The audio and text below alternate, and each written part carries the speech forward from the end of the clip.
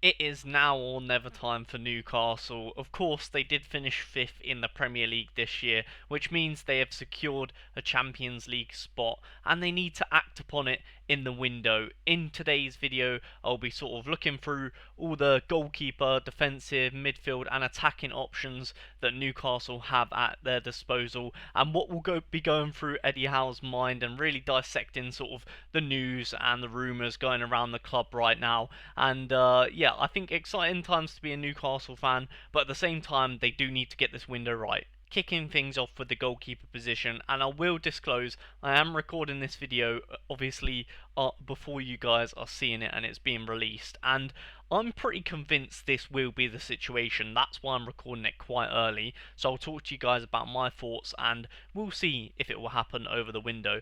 Now, of course, as of recording this, this is only just really being released that Nick Pope is linked with Leeds, but I feel like he's been, you know, if you follow Newcastle, I think a lot of people here knew he was, well, he's going to be linked with Leeds and probably going to be moving to Leeds. I think that was a pretty easy one to spot, and I don't think many Newcastle fans really care because that is one of the positions that they're definitely looking to upgrade. In terms of backup, I think it will be Dubravka again this season. I don't know how happy he'll be with that, considering he signed a new contract. When Pope was injured, maybe thinking he'll get more first team football, and he's been so good when he has been, used. So interesting one. John Roddy, I don't think he'll sign another contract. To be honest, I think this one's probably, he's probably on the way out, as same as Pope, and probably retiring. To be fair to him, and then Odi Aziz again. I think many Newcastle fans know that he was just part of a financial fair play deal, obviously with Elliot Anderson going the other way, and yeah, just not good enough for Newcastle. So he probably will get a move to. I believe he's linked with clubs like Galatasaray and like clubs overseas. So probably I wouldn't be surprised if he got a move away from the club. Now, talking about players that I guess are rumoured to be coming in the goalkeeper position, because of course Nick Pope is number one at the moment. But yeah, they'll be looking at players like Juan Garcia, and again, at time of recording, he's not officially signed for Barcelona, but it's pretty clear to see that he's probably going to end up there, and he was one of Newcastle's targets for the goalkeeper position over the window. However, they didn't manage to persuade him to join, and you know what? He's joining Barca, so I guess Newcastle fans can't really be too disappointed with that, as because it's Barcelona, you know what I mean? So yeah, and then the other lad that Newcastle have been linked with quite heavily is James Trafford, and he's been linked with Newcastle for God knows how long, and I feel like it's just one of those that Newcastle, it's a now or never moment. This is the title of the video. This is the type of deal that Newcastle just have to get over the line now. You know what I mean? Because he just looks so good in obviously the Championship now. Will he do it in the Prem? There's only one way to find out. You know what I mean? And yeah, I just don't really know who else they might go in for other than Trafford right now. I know they have been linked in the past with keepers like Kobel at Dortmund, but yeah, just something about Trafford just screams Newcastle, and they need to just jump on it and make sure that he doesn't get swooped up by another club like Barcelona. So whilst in the making for this video, Newcastle have thankfully come out with their retained list, which obviously does help us clear up on some bits as we've already discussed. Now you can see in their statement that they are looking to find new deals for Callum Wilson and John Roddy, which is very surprising to me that they would re-sign Roddy or be in talks with him. But yeah, obviously, like I stated in the video just there, wasn't too sure what was happening with him, but looks like he is staying on. Jamal Lewis, now this is the next part of the video. Of course, we're going to be talking about the defenders, so a lot of the ingoings and outgoings actually talks about the defenders, so this is a good time to mention the sort of departures and things like that. And you can see Jamal Lewis will depart at the end of the season, so not too much surprise there. And Lloyd Kelly obviously had a mandatory future fee to pay to Newcastle, which is fantastic. 20 million. I'm sure every Geordie will be happy with that one.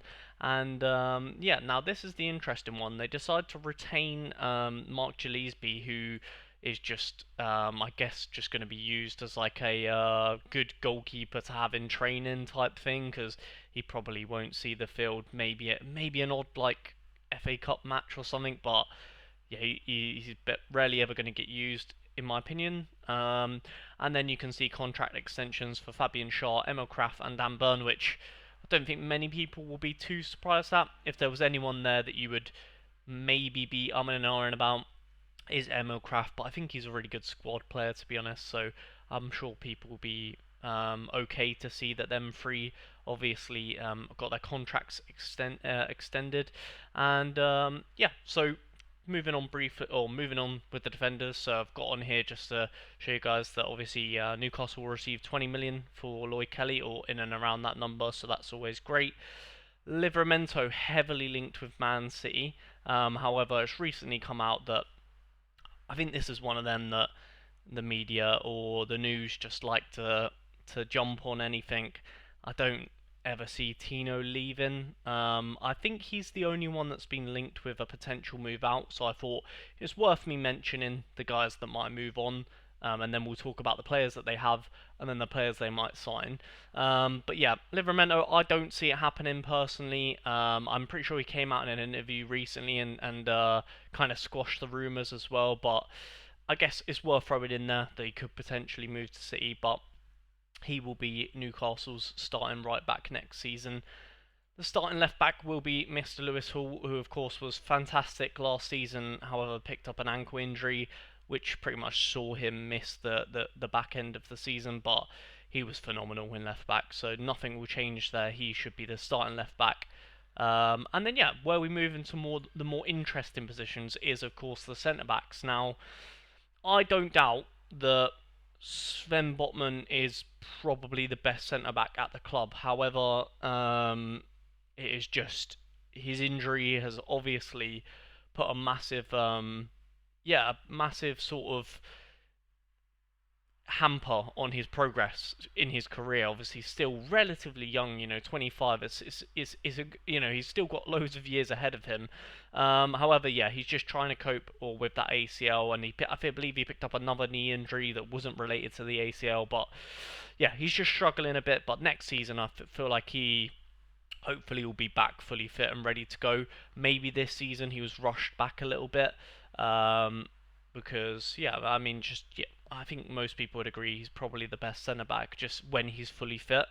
And the man that has been sort of his replacement this season, and phenomenal to be fair. I think Dan Burn was voted, or he was at least in the conversation to be in Newcastle's Player of the Year.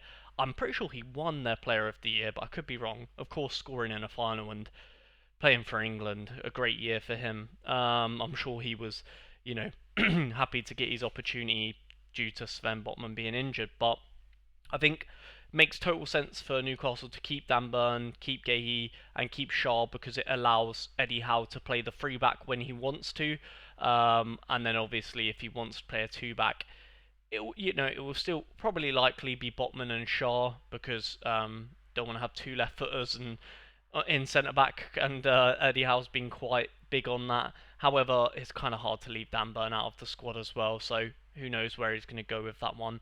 Fabian Schär, of course, we've just spoke about him getting his contract extended. He hasn't had the best season, to be honest, but he's just one of them that I don't think many Geordies will mind if he's had a bad season. He's just been phenomenal for them for so long. So, yeah, a great one. Maybe coming to the end of his years now in terms of like prime and whatnot. Maybe his last few years at Newcastle, who knows. But yeah, no doubt that he'll play a part, especially with the Champions League coming up.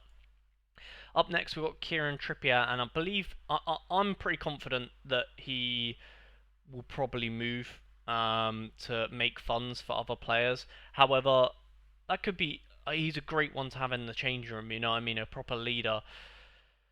But at what point do you I don't know. At what point does he go? Maybe he doesn't go now because they're at Champions League, so he actually will have a bit more of rotation with Tino Livramento.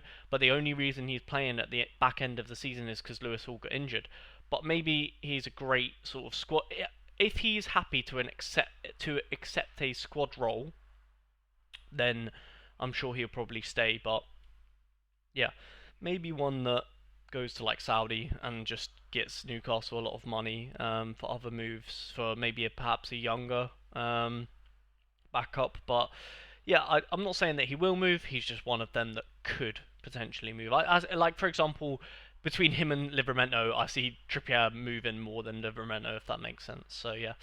Up next, Jamal Lascelles, who suffered the same injury as Sven Botman and an ACL, and he was the captain before that, and I doubt they'll let him go either, just because of that sort of camaraderie that they have at Newcastle. Good like squad player, if you like. Of course, we done in the Champions League and all that good stuff. So yeah, good one to have in the squad. However, still recovering. Emil Kraft, again, another squad player who we've talked about already. Just yeah, good, quite versatile across the back line as well. So he can cover right back if Trippier was to be sold. And yeah, just in general, I guess quite a bubbly character, or a nice one to have. You know what I mean, in the squad. And then Newcastle do have Alex Murphy, who's one of the youngsters, who was on loan at Bolton this season. And to be honest, I probably see the same thing happening for Murphy. Probably going to go out on loan, although he could be used for left back cover alongside. Or speaking of Alex Murphy, of course, likely that he'll go back out on loan, to be honest, because they also have Harrison Ashby, who not only has been playing at a slightly higher level last season at QPR, he can actually cover the left and the right. So probably a better squad player, and perhaps this is the type of player that deserves to be backup as opposed to like a 34-year-old Trippier, in my opinion. Of course, I think he's a bit better of a right back than a left back, so yeah, I don't know, but definitely someone that I had to mention. And then, of course, we have the two squad left back rotation, whatever you want to call them. Jamal Lewis, of course, we know he's been his contract is up now, so not too much to talk about there. He'll probably just move on to maybe League One or Championship or something like that.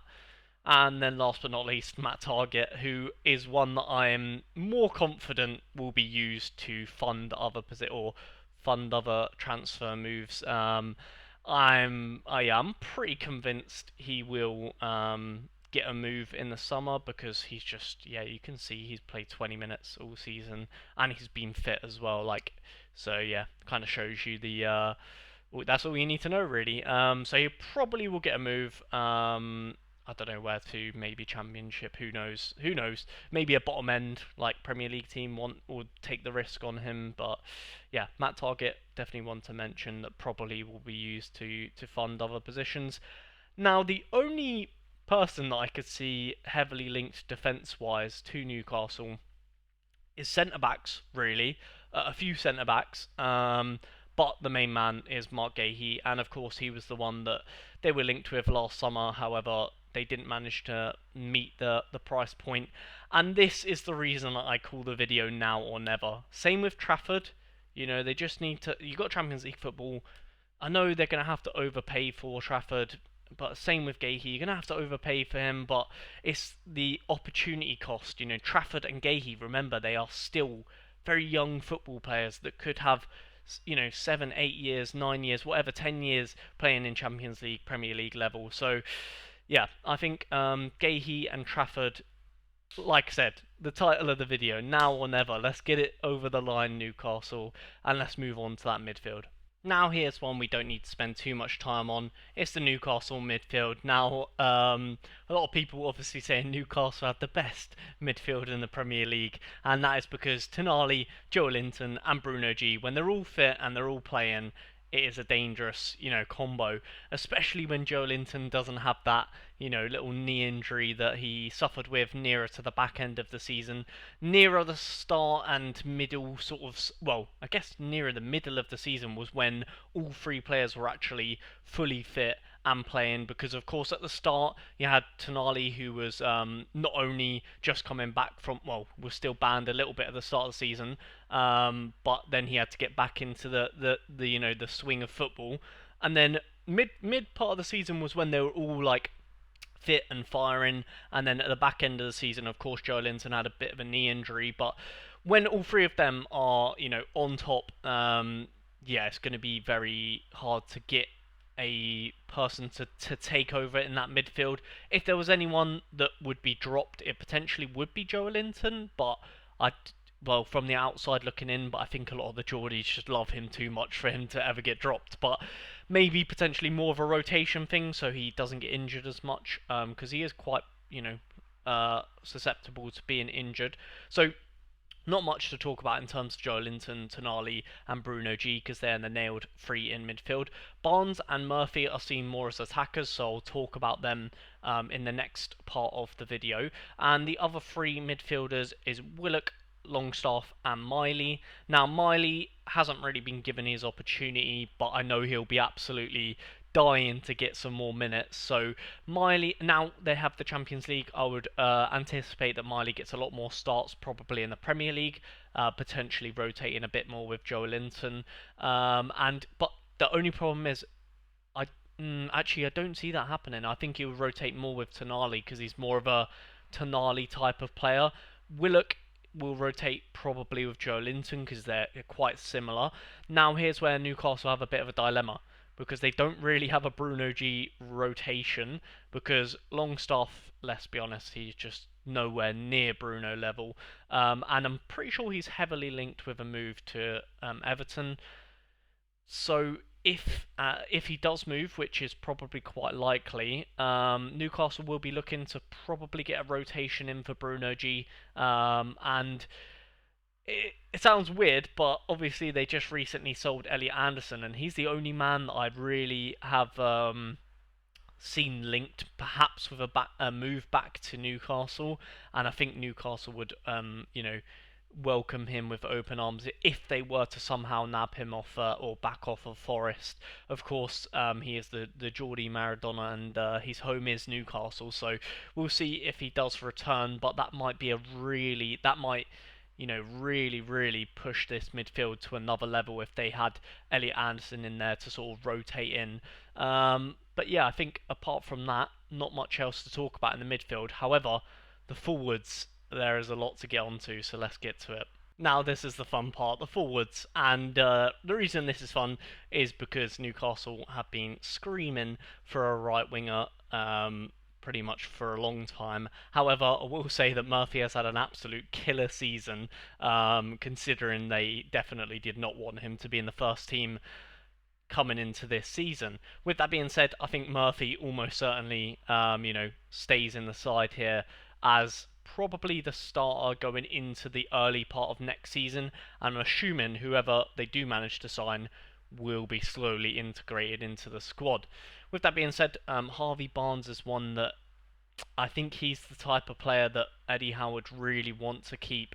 However, I don't know how much he wants to sit on the bench for Newcastle. So Barnes is one I could definitely see that would end up leaving. However, I think Eddie Howe will do his best to hold on to him if he can. And of course, we know with Champions League football, you kind of need two starting 11s. So Murphy and Barnes would definitely be a good backup for the wing positions. Moving on to the other attackers, of course, we have Callum Wilson, who's very likely to leave just because he's so injury prone. If they were to have a backup, they just need someone that can actually be a backup and won't be injured the whole time. Gordon, we'll talk a little bit about in a minute. Isak is nailed, going to be starting, playing every game, or as many games as he can. And Asula, sort of like the young learning off Isak type guy. He'll get the odd game here or there, and of course he did recently have a fantastic performance for Denmark under 21s, coming off the bench, getting a goal and an assist, and he's even scored for Newcastle off the bench this season, a fantastic header. And yeah, Asula pretty much nailed to be the rotation with Isak. And I will honourable mention to Trevan Sanusi. He's actually really good, and I hope he gets a loan or maybe sits on sits on the bench, maybe gets a couple of appearances here or there because he actually looks very promising. I haven't seen enough of Sean to know anything about him, but Trevan, honourable mention because I really like him. And then moving forward to the transfer business, the juicy stuff. So Anthony Gordon heavily linked with a move to Liverpool. I think he always is because he's Scouse. I don't really think he wants to play for Liverpool, to be honest, but I think because he has a friendship with Curtis Jones or whatever, the media love to push the perspective that he's going to leave. To be honest, I don't really actually know if he's going to leave. I don't think he will. I think he's quite loyal to Newcastle, and he's done things in the past like pay for the tab at the bar close to the stadium and things like that. So I don't see him leaving, but if there was anyone to like shock me or surprise me with a move, it might be Gordon. However, like I said, I don't see it happening. But maybe if someone was to come in with a crazy price tag for him, Eddie Howe, there is a chance because the only reason I say that is because Gordon has not played the best season, and Barnes is again they kind of want to keep Barnes because he's been great. So maybe if someone came in with a crazy offer for Gordon, they might be inclined to go, right, let's just sell Gordon for a lot of money, put Barnes there, and use the money for the other positions. Like I said, I don't know how likely that will be to happen, and I don't think it will, but there's always room for things like that to happen in football. Now up next, Mbeumo. These are more the rumours, I guess, to be coming in. Mbeumo obviously was heavily linked to move to Manchester United instead of Newcastle, and more recently because Thomas Frank, my favourite manager in the league, has moved to Tottenham, which is a bit sad. But Mbeumo heavily linked now to move to Spurs instead of Manchester United. And it doesn't look like Newcastle are going to be paying the big bucks to compete with Tottenham and Man U to pay his wages, to be honest, which is fair enough, to be honest, because, like I said, the title of this video is Now or Never. So I am encouraging Newcastle to spend ahead of qualifying for the Champions League. However, there's spending and then there's spending a bit ridiculously. I think Mbeumo is a great player, but for the rumours of the wages that he wanted, probably not that good, or that that expensive. So Mbeumo is probably more of a never rather than a now. Whereas Gahey and Trafford for me are more of a now.